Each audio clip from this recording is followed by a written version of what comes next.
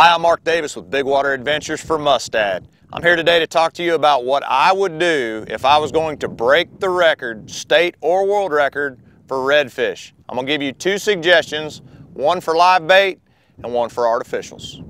If I'm going to go after a record redfish, probably my first choice in artificial baits is going to be a topwater.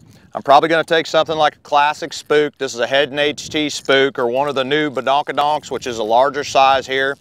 I'm going to be looking for a bigger bait because I'm looking for bigger fish. I've also got a little tip for you. Oftentimes I'll daisy chain two of them together, nose to tail. Now I'm going to take the hooks off. If I'm after a record-breaking fish, I'm going to go with the best premium hooks I can find. I'm probably going to go after the Mustad Elites, maybe a KVD series, but I'm definitely going to take probably a 1.0 or a 2.0 and replace the hooks on my topwaters if I'm going after any kind of a record redfish, because when and if that fish eats, I want to make sure I keep him zipped up. With a record redfish, elephants will eat peanuts, but in my case, I'm going to try to get as big a bait as I can. That's why a lot of times I'll daisy chain the two topwaters together to make a bigger bait and weed out the smaller fish. My other go-to method would be a live bait situation. Now, whatever part of the country you live in, a bigger bait is going to wade out some of the smaller redfish that are not going to be able to eat it. So whether it's a mullet, a menhaden, a croaker, whatever you're going to use, get the biggest one that you can get and try to go after the biggest record redfish that you can find, and hopefully the biggest daddy in the school will be the one that picks him up. To do that, I'm going to use probably in the neighborhood of a 7/0 Demon Perfect circle hook. For redfish, they're a really strong fish. They've got them in 1X, 2X, and 3X. 2X is probably going to be about where I'm at. You got to pull awfully hard on a hook like this to cause any kind of problems and have it straighten out. Not even a 95-pound redfish, I don't think is going to be able to pull that hard, straighten this hook out.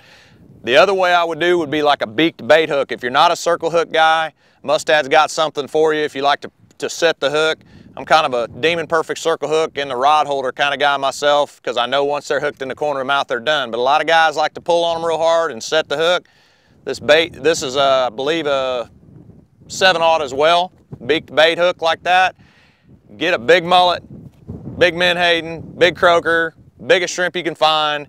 Find your area that's got the redfish in it. Put it out there, let it do its job, let it soak. When the redfish sees what's happening, decides to eat it, Mustad will bring him to the boat.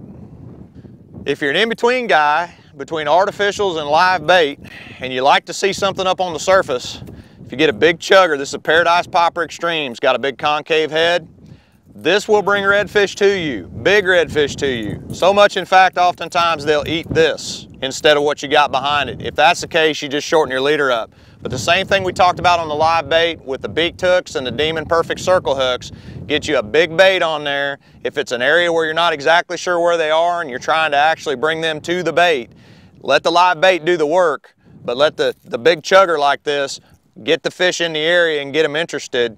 And then you've got your Demon Perfect circle hook or your beaked bait hook, and it's over with. There's nothing left but the photos and the prize.